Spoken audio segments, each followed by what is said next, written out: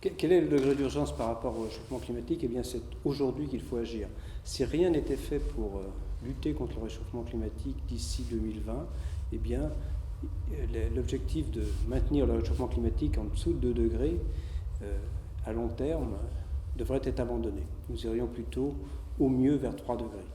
Donc c'est tout de suite qu'il faut agir et bien sûr, de façon déjà efficace, infléchir les émissions de gaz à effet de serre entre aujourd'hui et 2020. Pourquoi? Eh bien parce que l'idée de maintenir le réchauffement climatique en dessous de 2 degrés, c'est qu'on a une certaine capacité d'adaptation. Mais si cette capacité d'adaptation ne peut être efficace que si le réchauffement climatique est maîtrisé. Au-dessus de, quand on regarde le réchauffement climatique vers 3-4 degrés, 4-5 degrés, eh bien tous les voyants sont au rouge.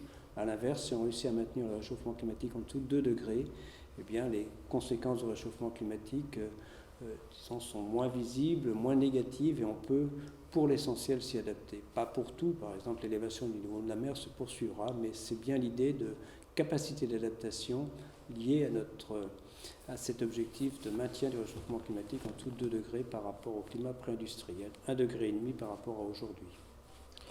Ce qu'on peut ajouter, c'est que c'est un consensus qui a été fait lors du sommet de Copenhague en 2009 entre la communauté scientifique et la communauté internationale. Donc ça, c'était un bon début.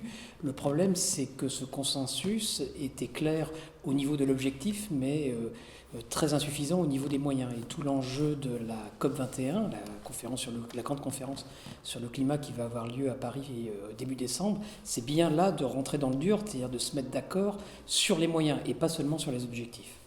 Tout le monde est concerné par cet objectif de degré. Évidemment, le rôle de nos gouvernants, c'est d'aboutir à un accord qui réponde à cet objectif. Mais la réalité, eh bien, c'est que les actions à mettre en œuvre le sont plus au niveau des collectivités, que ce soit des régions, des départements, des grandes villes et même des territoires. Quand on pense aux actions en termes d'urbanisme, de transport, de production d'énergie renouvelable, c'est là que les choses se passent. Mais les entreprises aussi doivent jouer un rôle très important. Elles doivent créer autour de cette transition, et en tout cas un dynamisme économique, une compétitivité qui est aussi très importante.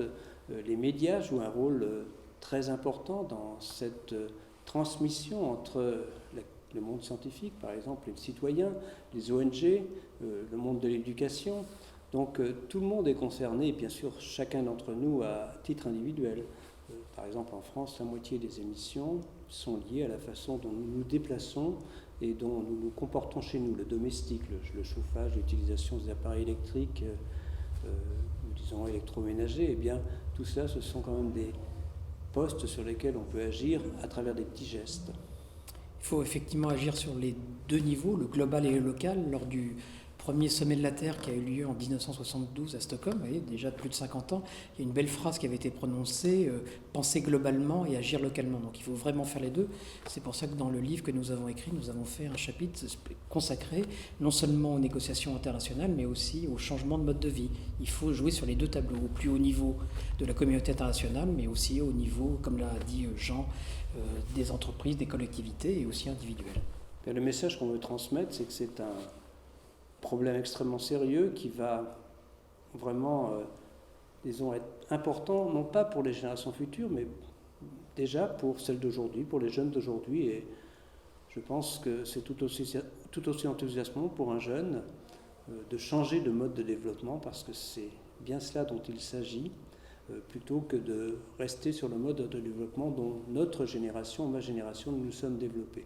Donc c'est très clair que c'est un changement vraiment fondamental dans le développement de nos sociétés, mais si on ne le fait pas, eh bien je crois qu'il sera difficile d'imaginer un développement harmonieux de nos civilisations au cours du XXIe siècle.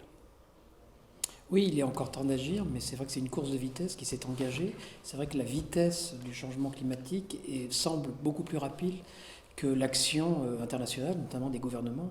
Et la COP21, ce n'est ni le début ni la fin d'un processus, mais ça doit être un coup d'accélérateur justement à l'engagement de la communauté internationale pour lutter efficacement contre le changement climatique. Donc il faut d'abord que la conférence de Paris soit un succès, mais tout dépendra après de l'application dans les années à venir. Donc la conférence de Paris, ce n'est pas la fin d'un processus, c'est vraiment le début et l'accélération d'un processus. Quand on pense à la lutte contre le réchauffement climatique, les premières actions, c'est en termes d'efficacité énergétique, mais aussi de désinvestissement de tout ce qui concerne l'extraction et l'utilisation des combustibles fossiles, de développement des énergies renouvelables. Bien sûr, il faut aussi agir sur les autres gaz à effet de serre que le seul gaz carbonique. Il faut aussi penser à ceux qui sont émis, par exemple, par les pratiques agricoles. C'est tout un ensemble, mais qui entraîne toute notre société dans cette lutte contre le réchauffement climatique. Oui, je crois que ce n'est pas seulement un changement d'énergie, c'est-à-dire en gros passer des énergies fossiles aux renouvelables, ça c'est vraiment la condition indispensable, mais c'est aussi un changement de société que moi je résumerais d'une phrase. En gros, il faut passer d'une société de l'hyperconsommation et du gaspillage à une société de la modération et de la sobriété.